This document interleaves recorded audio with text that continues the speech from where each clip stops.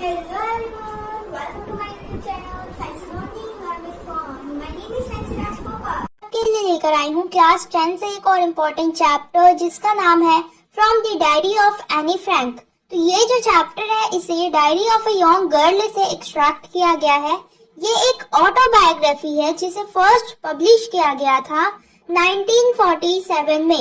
एनालिस Mary एने Frank का जन्म 12 जून 1929 को हुआ था और वो एक जर्मन जीविश लड़की थी जिसने लिखना तब शुरू किया था जब वो और उसकी फैमिली और 4 दोस्त एम्स्टर्डम में छुपकर रह रहे थे सेकेंड वर्ल्ड वॉर के दौरान।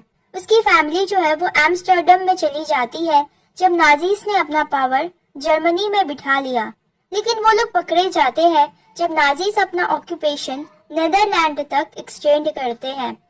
तो जैसे जैसे जीविश लोगों पर अत्याचार बढ़ता गया तो एनी फ्रैंक की जो फैमिली है इन जुलाई 1942 वो लोग उसके फादर ऑटो फ्रैंक के ऑफिस बिल्डिंग में एक हिडन रूम में छुपकर रहने लगे।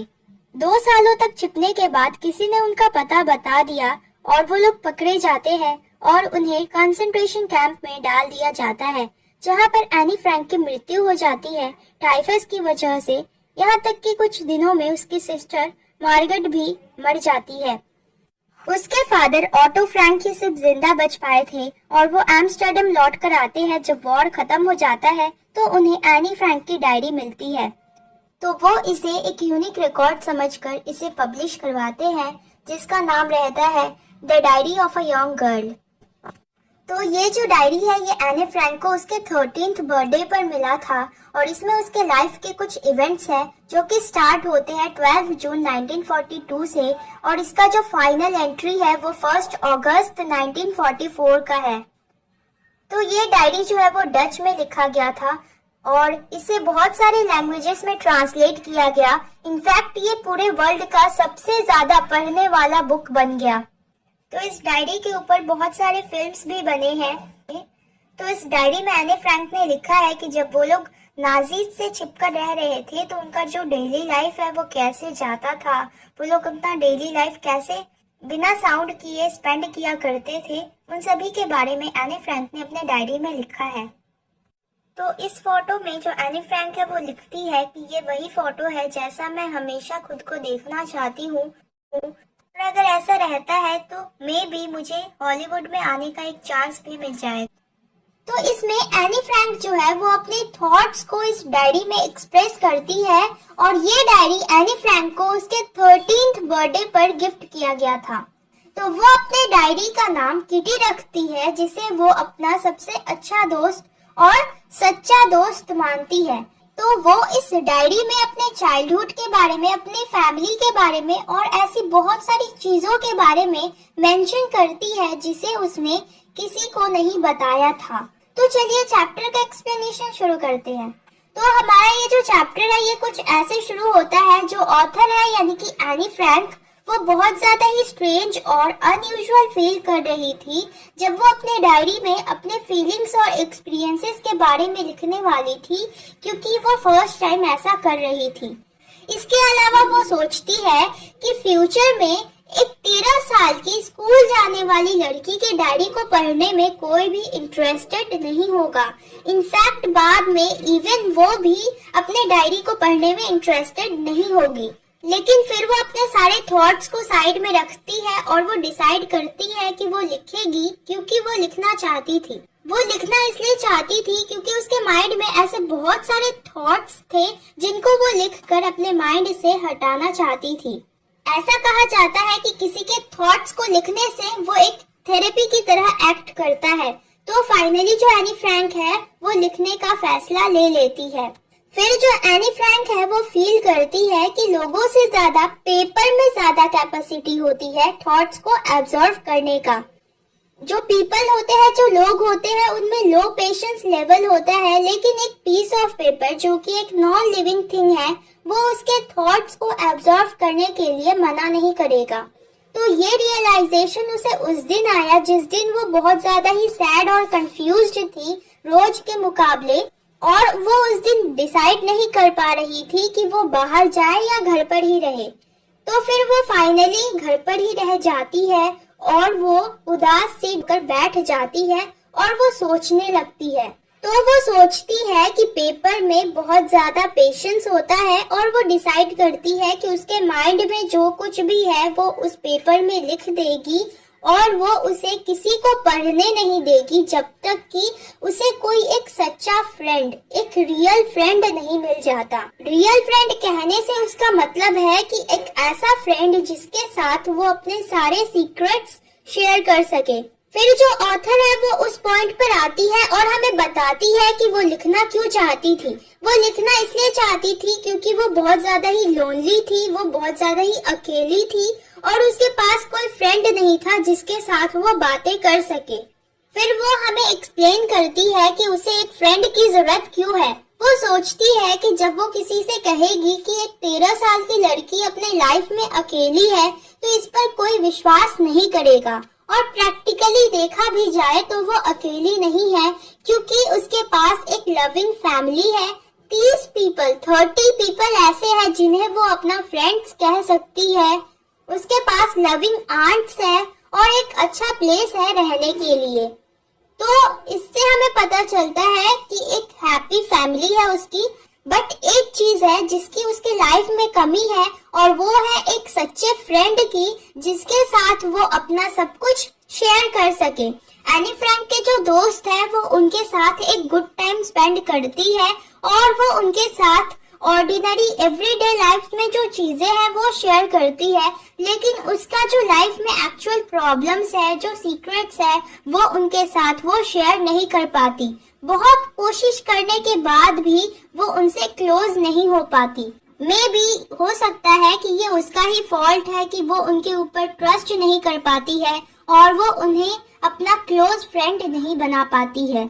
वो सोचती है कि ये जो करंट सिचुएशन है इसे तो चेंज नहीं किया जा सकता, इसलिए वो डिसाइड करती है कि वो अपने सारे फीलिंग्स को एक डायरी में लिखेगी। इसलिए उसने डायरी लिखने का सोचा है।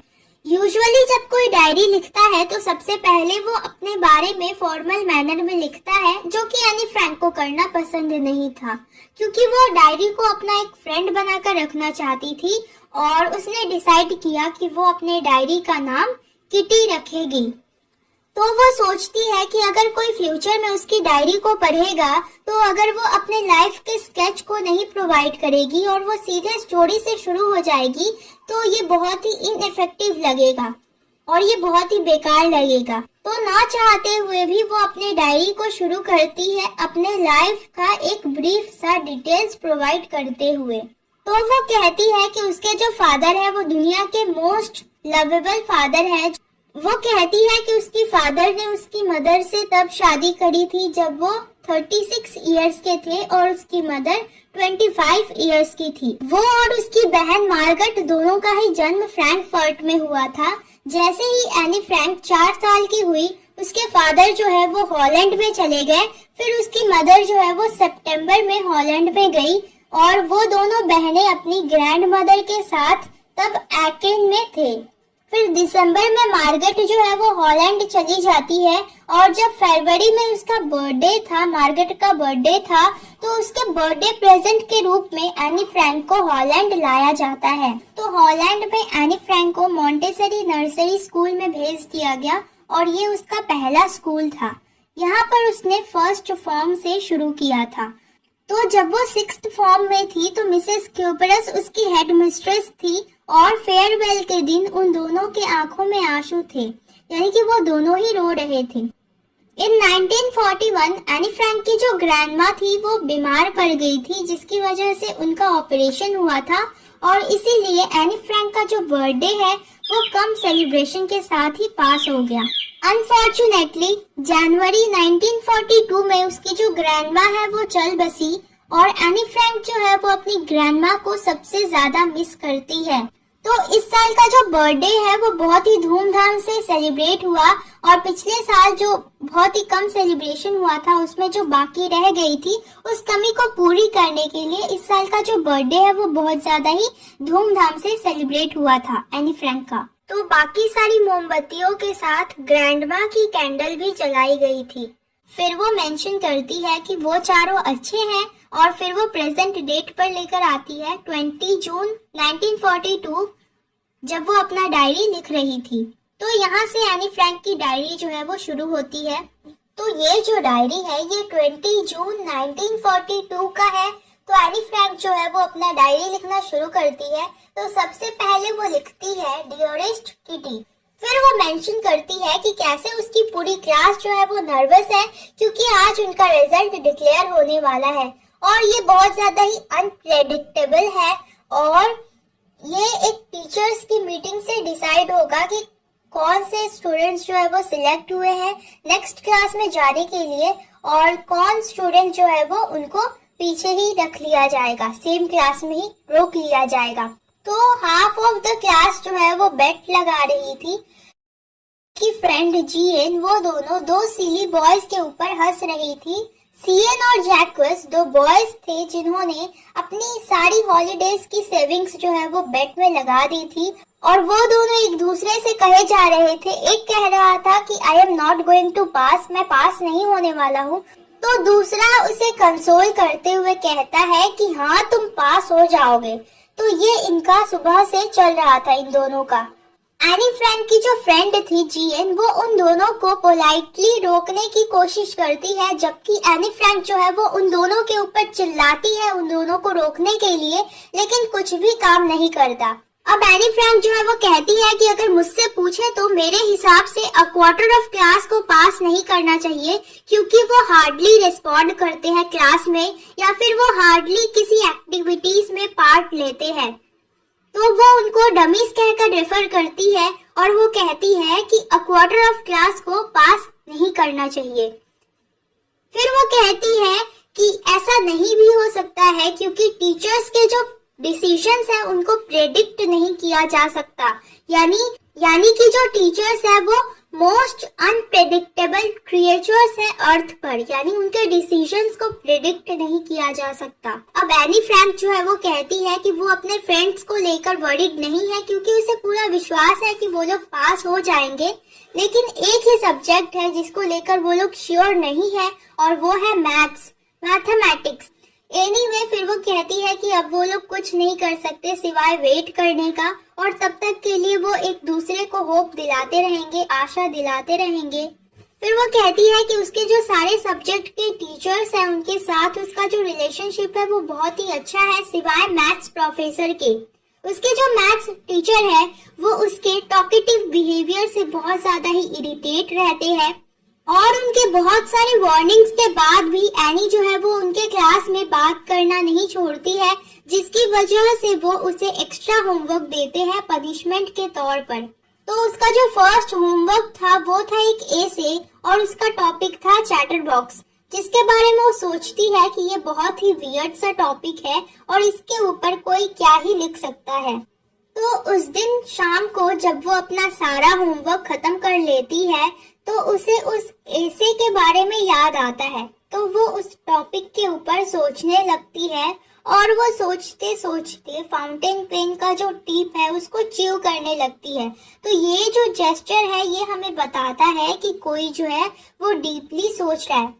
फिर वो कहती है कि अगर दूसरा कोई होता तो वो कैसे भी लिखकर वर्ड्स के बीच में बड़ा बड़ा स्पेस छोड़कर जैसे तैसे एसे को कंप्लीट कर लेता, लेकिन यहाँ पर एनी फ्रैंक जो है वो ऐसा नहीं करना चाहती थी क्योंकि वो प्रूव करना चाहती थी द नेसेसिटी ऑफ टॉकिंग, यानी टॉकिंग की जो नेसेसिटी है वो उसको प्रूव करना चाहती थी अपने आर्गुमेंट के थ्रू। तो वो सोचती है और सोचती है, फिर उसे एक आइडिया आता है तो वो 3 पेजेस का एसे लिखती है और मिस्टर केसिंग को दिखा देती है। मिस्टर केसिंग जो है वो एसे को पढ़कर सेटिस्फाइड थे।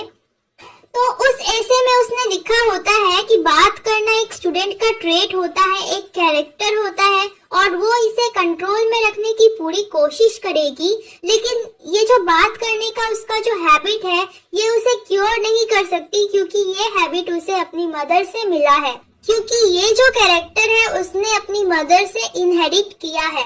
तो मिस्टर केसिंग जो है वो उसके आर्गुमेंट्स को पढ़कर बहुत ज्यादा ही हंसते हैं और वो उसे कुछ नहीं बोलते हैं। लेकिन जब वो देखते हैं कि नेक्स्ट लेसन में वो बहुत ज्यादा ही बात कर रही थी, तो वो उसे एक और असाइनमेंट लिखने को दे देते हैं पनिशमेंट के तौर पर। और इस बार जो टॉपिक था वो था एन इनकॉरिजिबल चैटरबॉक्स। इनकॉरिजिबल का मतलब होता है एक बैड हैबिट जिसे बहुत ही मुश्किल होता है चेंज करना। तो उन्होंने उसे इस टॉपिक पर लिखने के लिए इसलिए दिया था क्योंकि वो बहुत ज्यादा ही परेशान हो चुके थे उसके नॉन स्टॉप बातों को सुनकर जो वो उनके लेसन्स के दौरान करा करती थी। तो एनी फ्रैंक जब इस असाइनमेंट को सबमिट कर देती है तो मिस्टर केसिंग जो है वो 2 लेसन्स तक उसे कुछ नहीं बोलते, लेकिन जब तीसरे लेसन में वो अपना पेशेंस जो है वो खो देते हैं तो वो एनी फ्रैंक को एक और पनिशमेंट देते हैं, एक तीसरा ऐसे लिखने के लिए देते हैं जिसका टॉपिक था quack quack quack said mistress chatterbox. तो जब तीसरी बार प्रोफेसर जो है वो एनी फ्रैंक को स्कोल्ड करते हैं और वो उसे पनिश करते हैं तो पूरी क्लास जो है वो हंसने लगती है। तो अब एनी फ्रैंक जो है वो उसको कोई आइडियाज नहीं आ रहे थे क्योंकि सेम टॉपिक पर उसने 2 बार पहले लिख चुका था, तो अब उसके माइंड में कोई आइडियाज नहीं आ रहे थे। तो उसकी एक फ्रेंड थी साने जो कि पोएट्री में बहुत ज्यादा ही अच्छी थी, तो उसने ऑफर करा कि वो उसे एज अ पोएम के रूप में उस टॉपिक के ऊपर लिखने में मदद करेगी। तो ये जो पूरा असाइनमेंट एनी फ्रैंक को दिया गया था वो इसलिए दिया गया था ताकि वो शेम फील करे खुद के ऊपर, लेकिन एनी फ्रैंक ने मेक श्योर किया कि वो इसका एक बहुत ही इफेक्टिव रिप्लाई देगी, एक बहुत ही अच्छा खासा रिप्लाई देगी प्रोफेसर को। तो फाइनली एनी फ्रैंक का जो पोएम है वो बनकर तैयार हो जाता है और वो पोएम बहुत ज्यादा ही सुंदर बना था। तो वो पोएम एक मदर डक के बारे में था, एक फादर स्वान के बारे में जिनके 3 बेबी डकलिंग्स थे और वो 3 बेबी डकलिंग्स को फादर स्वान ने मार मार डाला था क्योंकि वो बहुत ज्यादा ही क्वैक करते थे। तो लकीली मिस्टर केसिंग जो है वो इस जोक को सही तरीके से लेते हैं, वो पूरी क्लास को ये पोएम पढ़कर सुनाते हैं, अपने खुद के कमेंट्स इस पोएम में ऐड करके सुनाते हैं और यहाँ तक कि वो बहुत सारे दूसरे क्लासेस को भी ये पोएम पढ़कर सुनाते हैं। तो तब से मिस्टर केसिंग ने एनी फ्रैंक को अपने क्लास में बात करने के लिए अलाउ कर दिया है और अब उसे वो एक्स्ट्रा होमवर्क भी नहीं देते हैं। इसके ऑपोजिट मिस्टर केसिंग जो है वो आजकल क्लासेस में जोक्स क्रैक करते हैं, यानी कि वो क्लास के सामने जोक्स सुनाते हैं। तो ऐसे जो डायरी है वो खत्म हो जाती है और लास्ट में लिखा रहता है योर्स एनी।